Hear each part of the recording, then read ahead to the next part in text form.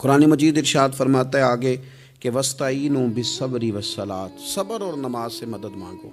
صبر کا لغوی معنی ہوتا ہے اپنے آپ کو روک لینا، مشکلات آئیں، مصیبتیں آئیں، آزمائشیں آئیں یا نفس کوئی خواہشات کرے تو اپنے آپ کو روکنا، یہ صبر ہے۔ صبر سارے کا سارا اندر کا معاملہ ہے، جو اپنے آپ کو روکنے پہ قادر ہو گیا وہ صابر ہے، اپنے آپ کو روک لے۔ سب سے زیادہ ہمیں نقصان ہماری اپنی خواہشات دیتی ہیں، ہمارا اپنے اوپر ہی قابو نہیں۔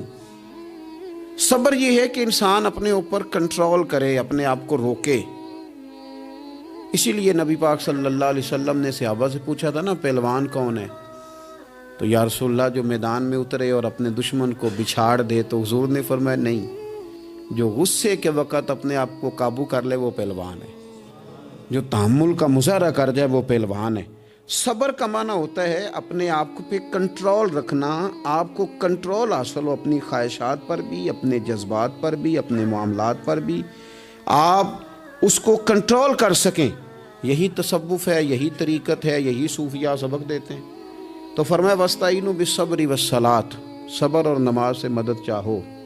ایک صبر کرو، دوسرا بندگی کرو، مصلی پہ بیٹھ جاؤ۔ جو تمہاری مدد تمہاری عبادت کرے گی نا، جو مصلی تمہاری مدد کرے گا وہ کوئی اور نہیں کر سکتا۔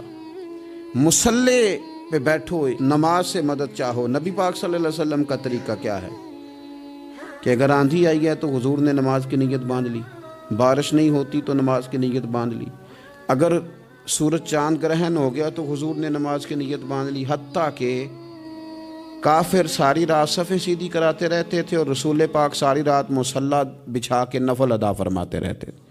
نماز سے مدد چاہیں۔ ارشاد فرمایا کہ وَإِنَّهَا لَكَبِيرَةٌ إِلَّا عَلَى الْخَاشِعِينَ، صبر اور نماز سے مدد مانگو، بے شک یہ دونوں چیزیں بھاری ہیں، کام دونوں مشکل ہے، لیکن ڈرنے والوں پر مشکل نہیں۔ جو رب سے ڈرتے ہیں ان کے لیے مشکل ہے۔ اب مجھے اجازت ہونی چاہیے نا، یہ کہہ لینا چاہیے نا کہ کوئی شخص کہے میرا نماز میں دل نہیں لگتا، تو میں اسے کہوں کہ تو رب سے ڈرتا ہی نہیں، اصل میں تو ڈرتا ہی نہیں۔ اگر تو ڈرے تو لفظ ہی نہ ادا کرے، اللہ نے بلایا اور تو آیا ہی نہیں۔ فرمایا یہ وزن ضرور ہے ان دو چیزوں کا، لیکن ڈرنے والوں پر، یہ ڈرنے والے کون ہیں؟ فرمایا الذین یظنون انہم ملاقو ربہم وانہم الیہ راجعون، جو اس بات کا یقین رکھتے ہیں کہ ہم نے اپنے رب سے ملاقات کرنی ہے اور ہمیں اسی کی طرف لوٹ کر جانا ہے۔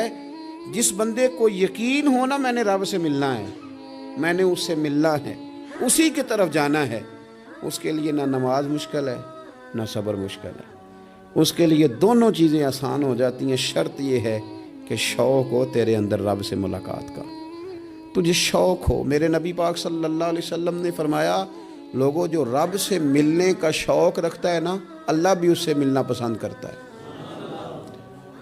اور جس کے دل میں شوق ہی نہیں رب سے ملنے کا، تو جو اللہ کی ملاقات پہ یقین رکھتا ہے نا، وہ پھر نماز اور صبر کا عادی ہو جاتا ہے۔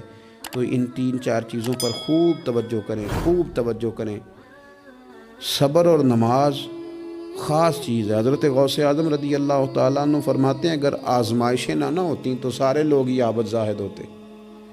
یہ تو آزمائش آتی ہے، صبر کرنا پڑتا ہے، تو پھر پتہ چلتا ہے کہ عابد زاہد کون ہے۔ آزمائشیں نہ ہوتی تو سارے ہی عابد زاہد ہوتے۔